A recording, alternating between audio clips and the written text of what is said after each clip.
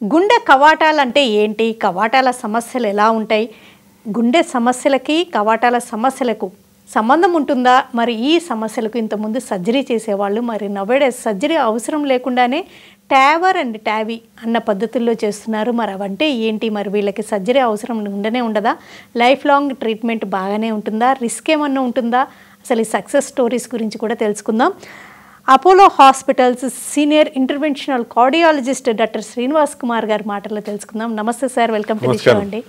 గుండె కవాటాలంటే చాలామందికి పెద్దగా ఐడియా ఉండదు అనుకోవచ్చండి. ఎందుకంటే ఎప్పుడు అవి కవాటాలు, ఆర్టరీస్, ధమనులు, సిర్లు అన్నీ కన్ఫ్యూజ్ అవుతారు. ఒక్కసారి కవాటాల పనితీరు గురించి తెలియజేస్తారా? అంటే మామూలుగా గుండె ఫిస్ట్ ఆకారంలో, సైజులో ఛాతీ మధ్య భాగంలో ఉండి కొంచెం ఎడమ సైడ్ ఉంటుందని తెలుసు చాలామందికి. దాంట్లో హార్ట్లో 4 ఛాంబర్స్ ఉంటాయండి. పైన 2 ఛాంబర్స్ ఏట్రియా అని, కింది 2 ఉన్న ఛాంబర్స్ వెంట్రికల్ అని అంటాం. అయితే వెంట్రికల్ నుంచి రైట్ సైడ్ నుంచి పల్మనరీ ఆర్టరీ ద్వారా ఊపిరితిత్తులకు తీసుకెళ్ళి ఊపిరితిత్తుల్లో రక్తం శుద్ధి అయిన తర్వాత లెఫ్ట్ సైడ్కి వచ్చిన తర్వాత లెఫ్ట్ వెంట్రికల్ నుంచి అయోర్టా అనే పెద్ద ధమని ద్వారా శరీరంలో అన్ని భాగాలకు రక్తం సరఫరా అవుతుంది. ఇది మన మామూలుగా బాడీలో జరిగే ఫిజియాలజీ. అయితే ఈ ఏట్రియా వెంట్రికల్స్ మధ్యలో, వెంట్రికల్కును పెద్ద ఆర్టరీస్ మధ్యలో రక్తము ఒకే డైరెక్షన్లో వెళ్ళడానికి గాడ్ అనండి, నేచర్ అండి మధ్యలో కవాటాలను సృష్టించారు. ఇప్పుడు ఏట్రియో వెంట్రికులర్ వాల్వ్స్ పైనుంచి రైట్ సైడ్ ఉన్న వాల్వ్ మధ్యలో ఉన్నదాన్ని ట్రైకస్పిడ్ వాల్వ్ అని, రైట్ సైడ్ రైట్ వెంట్రికల్ నుంచి పల్మనరీ ఆర్టరీకి తీసుకెళ్లే దగ్గర ఉన్న వాల్వ్ పల్మనరీ వాల్వ్ అని, దాని తర్వాత left side left atrium left ventricle మధ్యలో ఉన్నదాన్ని మైట్రల్ వాల్వ్ అని, లెఫ్ట్ వెంట్రికల్ నుంచి మళ్ళీ అయోటా ద్వారా అన్ని శరీరంలోకి ఏదో సరఫరా అయ్యే మధ్యలో ఉన్న కవాటాన్ని అయోటిక్ వాల్వ్గా మనం సంబోధిస్తాము.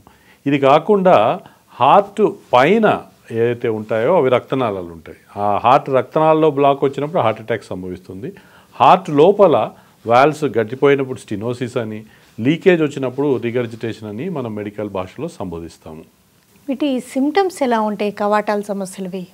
అంటే జనరల్గా మీరు వినుంటారు, చిన్నప్పుడు మన దగ్గర జాయింట్స్ ఎఫెక్ట్ అయ్యి రుమాటిక్ ఫీవర్ అని వచ్చి దాని తర్వాత అది కవాటాలకు పాకి దాని తర్వాత కవాటాలు చెడిపోతుండే.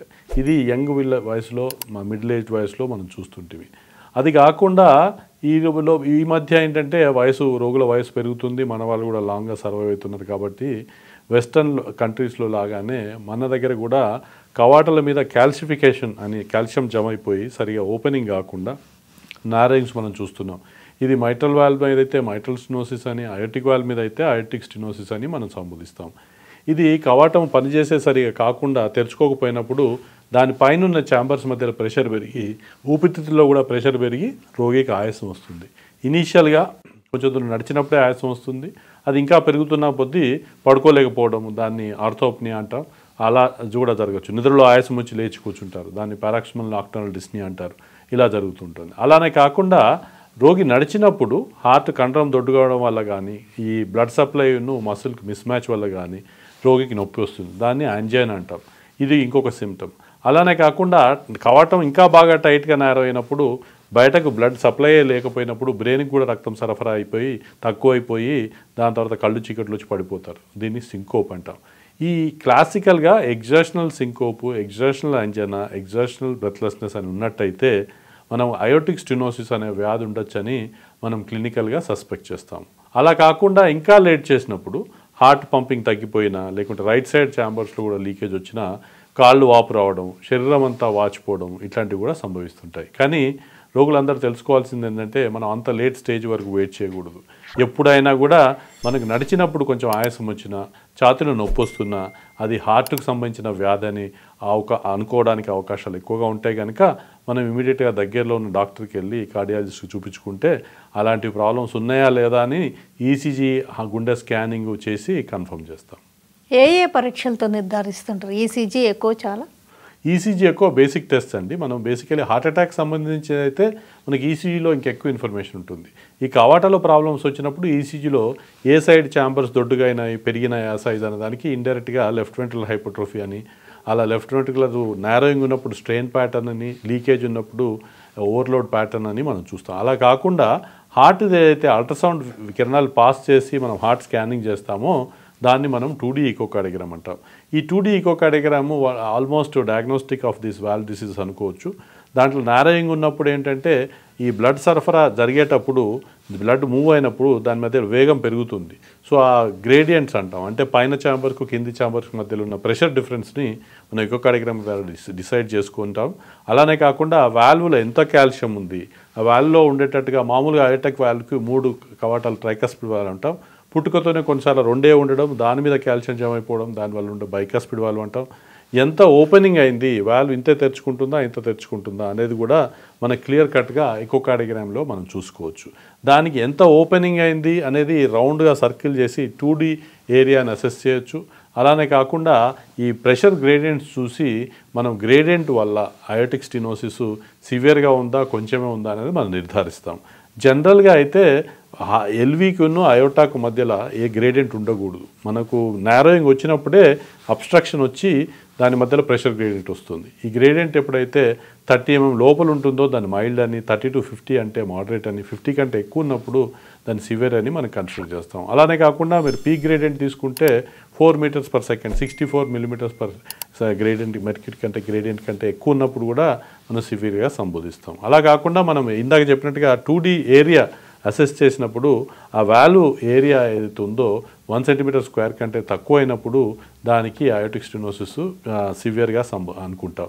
అది ఇంకా చిన్నగా అయిపోతుంటే ఇంకా బ్లడ్ సప్లై ఇంకా తగ్గిపోవడం వల్ల రోగికి చక్కెర వచ్చి పడిపోతుంటారు. ఇలా ఉన్నప్పుడు ఇంతకుముందు ఏంటంటే కేవలం ఎకోకార్డియోగ్రామ్ ద్వారానే అన్నీ చేస్తుంటాయి. ఈ మధ్య సిటీ స్కాన్ చేయడం వల్ల, అంటే సిటీ స్కాన్ అంటే మళ్ళీ హార్ట్ రక్తనాళాలకు చేసే స్కాన్ కాదు, ఈ కవాటాల లోపల చూడడానికి, దాని తర్వాత వేరే సైజెస్ అసెస్ చేయడానికి సిటీ యాంజియో టావర్ ప్రోటోకాల్ అని స్పెషల్ విధానం ద్వారా మనం సిటీ స్కాన్ చేసి ఈ కవాటాలు ఎలా ఉన్నాయి, దాని మీద ఎంత కాల్షియం జమ అయింది, దానికి ఏ సైజు కవాటం అమర్చాలా, దాని తర్వాత ఈ కవాటాలు ఏదైతే కాళ్ళ నుంచి తీసుకెళ్తామో ఆ మధ్యలో రక్తనాళాలు కూడా ఎట్లా ఉన్నాయి, బ్రెయిన్ రక్తనాళాలు ఎట్లా ఉన్నాయి, ఇవన్నీ కూడా మనం సిటీ స్కాన్లో బెటర్గా అసెస్ చేయగలుగుతాం. సో ఈ సిటీ యాంజియో చేసి దాని తర్వాత ఎక్కువ చేసిన తర్వాత సిటీ యాంజియో చేసి రోగికి ఏ విధమైన వాల్వ్ అమర్చాలా, ఏ సైజ్ అయితే కరెక్ట్గా ఫిట్ ఉందని చూడడం చాలా అవసరం. ఇలా చేయకుండా మనం చిన్న ఆయిటాల్లో పెద్ద వాల్వ్ పెట్టినట్టయితే రప్చర్ అయ్యి సడన్గా రోగి చనిపోవడం, లేదంటే పెద్ద ఆయిటాలో మనం చిన్న సైజ్ వాల్వ్ పెట్టినట్టయితే లీకేజ్ కావడం, ఇట్లాంటివి అవకాశం ఉంటుంది. కనుక ఈ అన్ని ఫెసిలిటీస్ ఉండి ప్రాపర్గా రేడియాలజిస్టు కార్డియాలజిస్టు కలిసి ఈ ఇంటర్ప్రిటేషన్ ఇమేజెస్ది ఎక్కువది సరిగా చేసినప్పుడే మనకు రిజల్ట్ సరిగ్గా ఉంటుంది. ఈ హార్ట్ వాల్వ్ ప్రాబ్లమ్స్కి ఇతర గుండె సంబంధిత సమస్యలకు సంబంధం ఉంటుందంటారా? అంటే ఇవన్నీ కూడా ఏజ్తోని కాల్షియం జమ అయినట్టు వాల్వ్ మీద జమ అయినట్టే హార్ట్ రక్తనాళాల్లో కూడా కొంచెం కాల్షియం జమ అయ్యి హార్ట్ అటాక్ సంబంధించిన ప్రాబ్లం కూడా కొందరికి దీంతో పాటు ఉండొచ్చు. మనకి అధ్యయనాలు తెలిసింది ఏంటంటే ఈ అయోటిక్ స్టెనోసిస్ జబ్బు ఉన్న వాళ్ళకి అబౌట్ 30 to 70% మందిలో ఈ హార్ట్ రక్తనాళాల్లో కూడా బ్లాక్స్ ఉండడానికి అవకాశం ఉంది. కానీ చిన్న బ్రాంచుల్లో ఉంటే, చిన్న రక్తనాళాల్లో కింద ఉంటే దానికి పెద్ద ఇంపార్టెంట్ కాదు, కవాటాలకు ట్రీట్మెంట్ చేస్తే సరిపోతుందని అధ్యయనంలో వచ్చింది. అలా కాకుండా కొందరికి రేర్గా మెయిన్ రక్తనాళాల్లో ఉన్న, ముందుకు వచ్చే రక్తనాళాల్లో మొదట్లో ఉన్న దానికి కూడా ట్రీట్మెంట్ అవసరం వస్తుంది. కాకపోతే ఈ రక్తనాళాలకు ట్రీట్మెంట్ ఫస్ట్ చేయాలా, అగైన్ అయోటిక్ వాల్వ్ ప్రాబ్లంకి ఫస్ట్ చేయాలా అనేది రోగి పరిస్థితిని బట్టి, ఎకోలో ఫైండింగ్స్ బట్టి, దాని తర్వాత మనం యాంజియోగ్రామ్ చేస్తే బ్లాక్ ఎంత ఉన్నదాన్ని బట్టి ఏది ముందు చేయాలనేది మనం నిర్ధారిస్తాం. బై అండ్ లార్జ్గా ఎవరికైతే హార్ట్ అటాక్ ఉన్నా, లేదంటే నడిచినప్పుడు ఈ రక్తనాళాల్లో బ్లాక్ వల్ల నొప్పి వచ్చినా ఫస్ట్ దాన్ని ట్రీట్ చేస్తాం. అలా కాకుండా ఇప్పుడు ఇందాక చెప్పినట్టుగా హార్ట్ సైజు పెరిగిపోయి, పంపింగ్ తగ్గిపోయి, ఆయాసాలు వచ్చి, వాపులు వచ్చినప్పుడు ఫస్ట్ టావర్ ప్రక్రియ చేయడం చాలా ఇంపార్టెంట్. ఎందుకంటే ఏది ఎక్కువ ప్రాబ్లం కాజ్ చేస్తుందని చూసుకొని దాన్ని ఫస్ట్ అడ్రస్ చేస్తాం. తర్వాత స్టెబిలైజ్ అయినాక కొన్ని రోజులకు ఇంకోటి కూడా అడ్రస్ చేస్తే చేయొచ్చు. అలానే కాకుండా కవాటాలలో కూడా మిక్స్డ్ లీజన్స్ ఉంటాయి. అయోటిక్ స్టెనోసిస్లో ఉన్నట్టే ఇంకో దగ్గర మైట్రల్ వాల్వ్ దగ్గర కూడా లీకేజ్ ఉంటుంది. అప్పుడప్పుడు ఈ అయోటిక్ స్టెనోసిస్ కరెక్ట్ చేసినప్పుడు ఆ మైట్రల్ రిగజిటేషన్ లీకేజ్ కూడా ఆటోమేటిక్గా తగ్గి ఫర్దర్గా ఇంప్రూవ్ అవ్వడానికి అవకాశం ఉంటుంది. కొన్నిసార్లు అలా కాకుండా మైట్రల్ రిగజిటేషన్ ఎక్కువగా, మైట్రల్ వాల్వ్ జబ్బు ఎక్కువగా ఉన్నప్పుడు దానికి ఈ మధ్య మైట్రా క్లిప్ కూడా అమరుస్తున్నాం. అది ఏ విధంగా ఎట్లా చేయాలనేది నా హార్ట్ టీమ్ అప్రోచ్ ద్వారా, అంటే మనం సర్జను, కార్డియాలజిస్టు, ఇందాక చెప్పినట్టు ఇమేజియాలజిస్టు, రేడియాలజిస్ట్ అందరం కలిసి కూర్చొని హార్ట్ టీమ్ ప్రక్రియలో ఏ విధంగా చేస్తే రోగి బాగుంటుంది అనేది మనం నిర్ధారిస్తాం. ఈ కరోనరీ ఆర్టరీ డిసీజ్ కానీ, హార్ట్ అటాక్ కానీ కొంతవరకు వంశపారంపర్యం, ఫ్యామిలీస్లో జీన్స్ కూడా ఇంపార్టెంట్ అంటుంటారు కదండి. అలాగే వాల్వ్ ప్రాబ్లమ్స్కి కూడా ఫ్యామిలీ హిస్టరీ అనేది ఇంపార్టెంటా? అది చాలా మంచి ప్రశ్న అండి. ఇందాక నేను చెప్పినట్టుగా మన పాత ఇంతకుముందు కొన్నేళ్ల క్రితం చూసిన రుమాటిక్ హార్ట్ డిసీజ్కి అయితే వంశపారంపర్యకు సంబంధం లేకపోతుండే. కాకపోతే ఇప్పుడు బైకస్పిడ్ అయోటిక్ వాల్వ్ అనేది ఏదైతే కవాటాలలో 3 కస్ప్స్ ఉండే వాళ్ళు 2 ఉంటాయో అది కొన్నిసార్లు ఫ్యామిలీస్లో రన్ కావచ్చు. సో అలానే కాకుండా ఈ అయోటా పెద్ద రక్తనాళం ద్వారా నారోయింగ్ ఉండడం దాంతోపాటు కోఆక్టేషన్ ఆఫ్ అయోటా అని అది కూడా ఫ్యామిలీస్లో రన్ కావడానికి అవకాశం ఉంటుంది. ఈ మైట్రల్ వాల్లో కూడా కొన్ని ప్రత్యేకమైన అబ్నార్మాలిటీస్లో కూడా ఫ్యామిలీస్లో ఉండేదానికి అవకాశం ఉంటుంది. సో కనుక ఈ బైకస్పిడ్ అయోటిక్ వాల్వ్ ఉన్నప్పుడు ఫ్యామిలీలో కూడా ఇంకెవరికైనా ఉందా అని చూసుకోవడం కూడా అవసరం. అలా కాకుండా కొన్నిసార్లు కొలెస్ట్రాల్ లెవెల్స్ చాలా హైగా ఉండడం అది ఫ్యామిలీస్లో కూడా కొంచెం నడుస్తుంటుంది. అలాంటప్పుడు హార్ట్ అటాక్లు రావడము, ఈ కవాటాల్లో నారోయింగ్ రావడం కూడా సంభవించవచ్చు. సో కనుక ఎప్పుడైనా ఎటువంటి జబ్బు రోగికి ఉందనే దాన్ని బట్టి ఇంకా ఫ్యామిలీ మెంబర్స్ కూడా స్క్రీన్ చేయాలా లేదా అనేది మేము నిర్ధారిస్తాం. వాళ్ళు ప్రాబ్లమ్స్కి జెండర్ అనేది కూడా ఇంపార్టెంటా? స్త్రీల పురుషుల ఎవరిలో ఎక్కువగా ఉంటుంది? అంటే జనరల్గా ఇక్కడ కూడా లక్కీగా పురుషుల్లో ఎక్కువ ఉందంటే ఈ మధ్య స్త్రీలు మేము కూడా సేమ్ ఈక్వల్ అంటున్నారు. అలా అన్నప్పుడు స్ట్రెస్ లెవెల్స్ ఫీమేల్స్ కూడా సేమ్ తీసుకుంటున్నారు. అటాక్లు అయితే ఆల్మోస్ట్ మేల్స్ ఫీమేల్స్లో సేమ్గా చూస్తున్నాం. ఇంతకుముందు అయితే మీ ఫీమేల్స్కి మెనోపాజ్ రాకముందు పీరియడ్స్ వల్ల హార్మోన్స్ వల్ల కొంచెం ప్రొటెక్షన్ ఉండమాట వాస్తవం. కానీ ఈ రోజుల్లో దైనందిక జీవనంలో వారు కూడా ఎక్కువ స్ట్రెస్ తీసుకొని వారు కూడా ఎక్కువ యాక్టివిటీస్ చేయడము, స్ట్రెస్ అండ్ స్ట్రెయిన్కి లోన్ కావడం వల్ల ఆల్మోస్ట్ ఈ నారో డిఫరెన్స్ అయితే మేల్ ఫీమేల్ మధ్యలో ఉందో చాలా తగ్గిపోతుంది. అలా కాకుండా పోస్ట్ మెనోపాజల్లో మన పీరియడ్స్ ఆగిపోయిన తర్వాత హార్మోన్ ప్రొటెక్షన్ పోతుంది కనుక ఇంకా మేల్స్ ఫీమేల్స్కి అసలే తేడా లేదు. ఇన్ఫ్యాక్ట్ కొన్నిసార్లు ఫీమేల్స్ కూడా ఎక్కువగా చూస్తుండొచ్చు. కానీ ఈ కవాటాల ప్రాబ్లంలో ఏదైతే ఎస్పెషలీ అయోటిక్ స్టెనోసిస్, మన degenerative aortic valve disease, calcium ఉన్నదో అది more age related problem rather than sex related problem. So అది మోస్ట్ ఫీమేల్స్లో ఉండొచ్చు, మేల్స్లో ఉండొచ్చు. బట్ బై అండ్ లార్జ్ మన అధ్యయనాల్లో తెలిసింది ఏంటంటే అబౌట్ 60-40 రేషియోలో ఉండడానికి మేల్స్ స్లైట్లీ డామినెన్స్ ఉన్నదని చూసాము.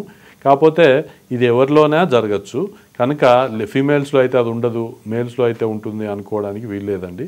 ఎవరైనా కూడా ఈ ఒకవేళ సస్పిషన్ ఉన్నప్పుడు మాత్రం పరీక్ష చేయించుకోవాలి. ఈ ఫీమేల్స్లో మనం ఈ ప్రొసీజర్ చేస్తున్నప్పుడు ఇంకా కొన్నిసార్లు ఎక్కువగా కేర్ తీసుకొని చేయాల్సిన అవసరం ఎంతైనా ఉంది. ఎందుకంటే అప్పుడప్పుడు మనం ప్రెషర్ చాలా హై చేసి ఇన్ఫ్లేషన్ చేసిన ఇంకా కాలు రక్తనాళంలో కొంచెం సైజ్ సన్నగా ఉంటుంది కనుక చేసేటప్పుడు జరిగే డిసెక్షన్స్ అట్లాంటి కాంప్లికేషన్స్ కూడా ఫీమేల్స్లో ఎక్కువగా ఉండడానికి అవకాశం ఉంటున్నట్టు తెలుస్తుంది. సో కనుక మనకు ఫీమేల్లో జబ్బు వచ్చినట్టయితే మనం ఇంకా కేర్ఫుల్గా దీన్ని ట్రీట్ చేయాల్సి ఉంటుంది. వాల్వ్ అంటే వాల్వ్ రిప్లేస్మెంట్ సర్జరీస్ ఇంతకుముందు ఓపెన్ సర్జరీస్ ఎక్కువగా వినేవాళ్ళం అండి. ఇప్పుడు పరిస్థితి ఎలా ఉందంటే అదే మనకు మెయిన్గా అందరు శ్రోతలు తెలుసుకోవాల్సింది ఏంటంటే ఇంతకుముందు కవాటాల్లో ప్రాబ్లము అంటే ఆపరేషను కట్టింగ్ ఇదే అనుకుంటుండ్రి. అది కాదు. ఈ రోజుల్లో అన్నీ ఇప్పుడు హార్ట్ అటాక్లకు మాత్రం హార్ట్లో బైపాస్ చాలా తక్కువగా జరుగుతుంది, ఎక్కువగా స్టెంట్స్తోనే మనం మేనేజ్ చేస్తున్నాం. అలా కాకుండా కవాటాల్లో ప్రాబ్లం ఉన్నప్పుడు కవాటాలు మార్చేదానికి ఎక్కువగా సర్జన్స్ ఛాతి కట్ చేసి చేస్తుండ్రి. దాంట్లో ఏంటంటే కటింగ్లో మత్తియాల దాని తర్వాత దానికి సంబంధించిన రిస్క్స్ ఉండి చాలామంది వయసు పైబడ్డ వాళ్ళకు, దొడ్డుగున్న వాళ్ళకు, లేడీస్లో రిస్క్ ఎక్కువగా ఉండి కొందరు చేయలేకపోతుండ్రి, కొందరు చేయకముందే చనిపోతుండ్రి. వీళ్ళందరికీ కూడా చాలా చాలా వరప్రదాయం అని చెప్పొచ్చు ఇలా టావీ ప్రక్రియ. ఏంటంటే ఇది పేరుకి ఎంత రిస్క్ ఉన్నా కూడా కేవలము ఒక 14 French క్యాథటర్ కాలు రక్తంల ద్వారా కూడా ఇక్కడ తీసుకెళ్ళి ఎక్కడైతే వాల్వ్ డ్యామేజ్ ఉందో ఆ కాల్షియం దాన్ని బలూన్తో క్రష్ చేసి అక్కడే మనము ఆర్టిఫిషియల్ వాల్వ్ను మనం అమరుస్తున్నాం. దీన్నే మనం టావీ ప్రక్రియ అంటాం. ఈ టావీ ప్రక్రియ ముందు మనం ఓన్లీ ఆపరేషన్ సూటబుల్ లేని వాళ్ళకే చేస్తుంటివి.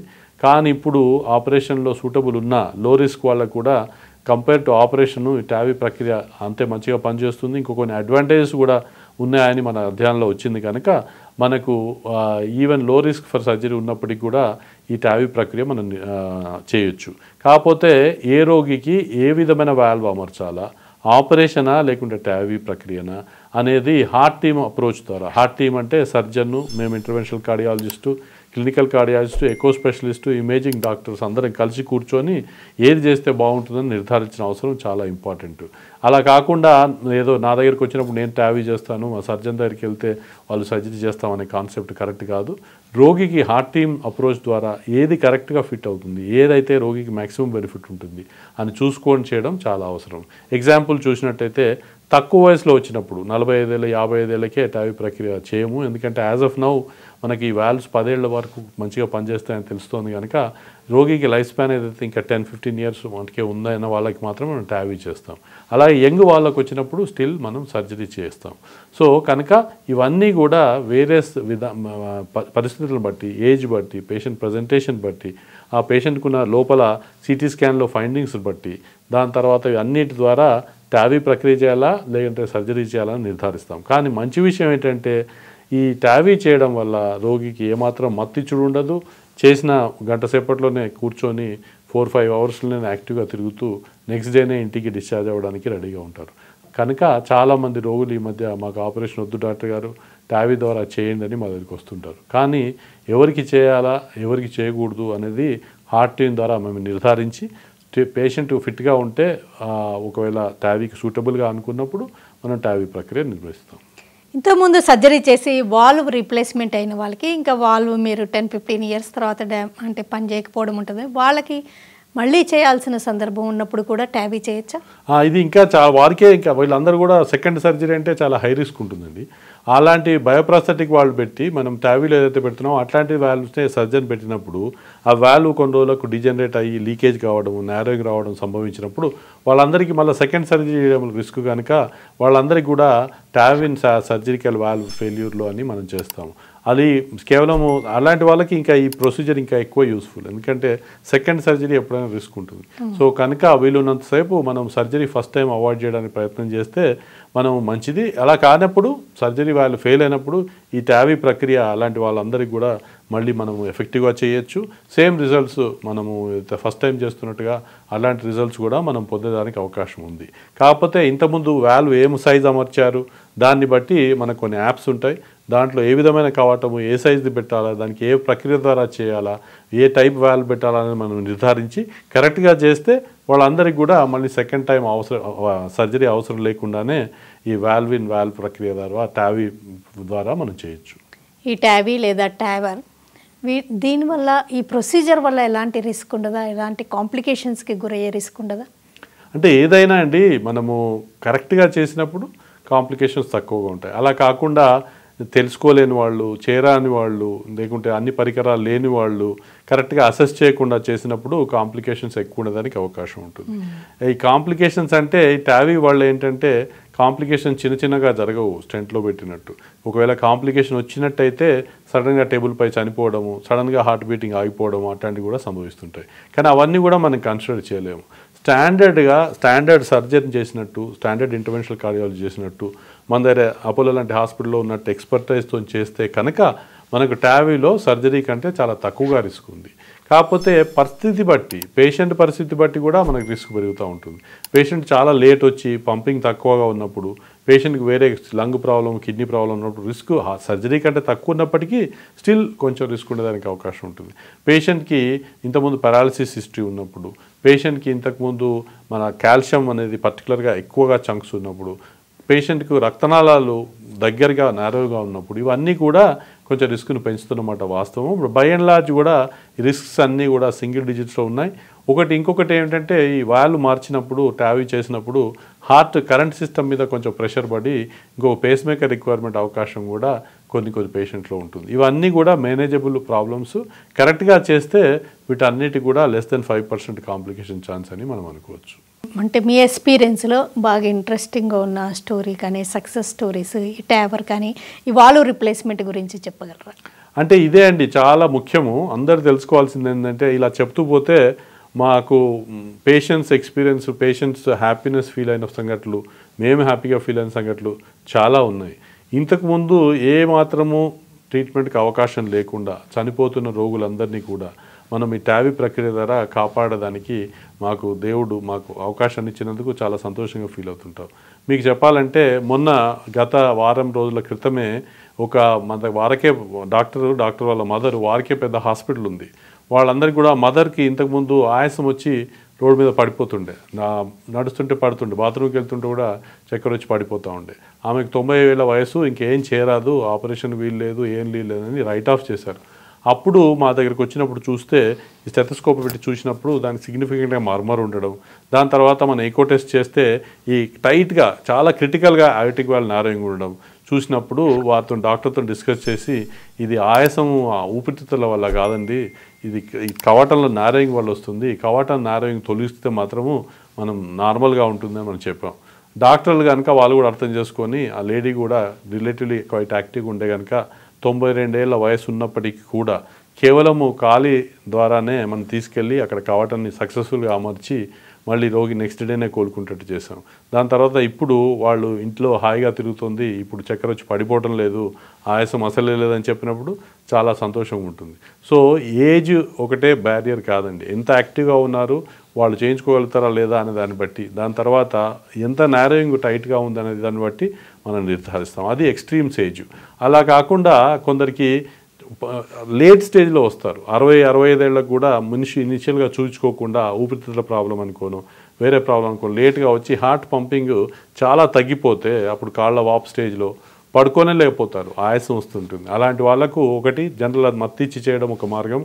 అలా కాకుండా కొంచెం ఇనీషియల్గా స్టేబుల్ చేసి దాని తర్వాత బలూన్తో డైలేట్ చేసి దాని తర్వాత వాల్వ్ అమర్చినప్పుడు రోగికి ఆయాసం అంతా తగ్గిపోయి హాయిగా పడుకొని సిమ్టమ్స్ లేకుండా ఉండగలుగుతారు. అలా అడిగినప్పుడు ఈ మధ్య మేము అపోలో హాస్పిటల్లో ఒకరోజు 5 ప్రొసీజర్ చేసినప్పుడు వాళ్ళది ప్రెస్ మీడియా మీట్ అరేంజ్ చేశారు. అరేంజ్ చేసినప్పుడు డాక్టర్ గారు మీ పేషెంట్తో మాట్లాడించండి, ఆ పేషెంట్ ఏం చెప్పారంటే వరబాటని చెప్తున్నాను మీకు. ఆ పేషెంట్ ఏం చెప్పారంటే గత 3 నెలల నుంచి నేను అసలే పడుకోలేదు డాక్టర్, హాయిగా నిద్రించిన టైం లేదు, కాకపోతే ఈ డాక్టర్ గారు 1 అవర్ కోసం అదేదో మెషిన్ కింద నన్ను తీసుకెళ్ళేదో ప్రొసీజర్ చేశారు, గత 3 రోజుల నుంచి నేను హాయిగా నిద్రపోతున్నానండి, ఆయాసం లేదు.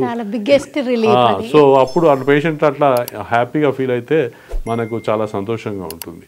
అది కాకపోతే కరెక్ట్గా అమర్చినప్పుడు రిజల్ట్స్ చాలా బాగుంటాయి. ఆ మధ్య కోవిడ్ టైమ్స్లో కోవిడ్ అని అందరు భయపడ్డప్పుడు ఒక రోగికి రికరెంట్గా పడిపోతుంటే మనం ఒక డాక్టర్ ద్వారా వచ్చినప్పుడు అది ట్రీట్మెంట్ చేసి నెక్స్ట్ డేనే కోవిడ్లో మళ్ళీ ఎక్కువ ప్రాబ్లం వస్తుందని నెక్స్ట్ డే 24 అవర్స్లో డిశ్చార్జ్ చేయగలిగినాం. అలాంటప్పుడు కూడా ఆ పేషెంట్ చాలా హ్యాపీగా ఫీల్ అయ్యి ఇలా ఆపరేషన్ టైంలో ఎక్కువ రోజులు హాస్పిటల్ పెట్టాలంటే రిస్క్ ఉంటుందనే భయం ఉండే కనుక 1 డేలోనే మనము కోవిడ్ ఉన్నప్పటికీ కూడా అట్లాంటి టైంలో కూడా మనం డిశ్చార్జ్ చేస్తాం. రోగి ఇప్పటికి కూడా ఫాలోఅప్కి వస్తుంటారు, వారు కూడా చాలా బాగా ఉన్నారు. ఓకేనండి డాక్టర్ శ్రీనివాస్ కుమార్ గారు, గుండె కవాటాల సమస్యల లక్షణాలు ఎలా ఉంటాయి, నిర్ధారించే పరీక్షలు ఏంటి, ట్రీట్మెంట్స్లో నవేడేస్ సర్జరీ అవసరం లేకుండా ట్యావర్ కానీ ట్యాబీ అన్న ప్రొసీజర్ తోటి వాళ్ళకి ఎంత రిలీఫ్ ఇవ్వగలుగుతున్నారు, దీనివల్ల ఎలాంటి అడ్వాంటేజెస్ ఉంటాయి వివరంగా తెలియజేసినందుకు థ్యాంక్స్ ఎలాట్ అండి. థ్యాంక్ యూ అండి, నమస్తే.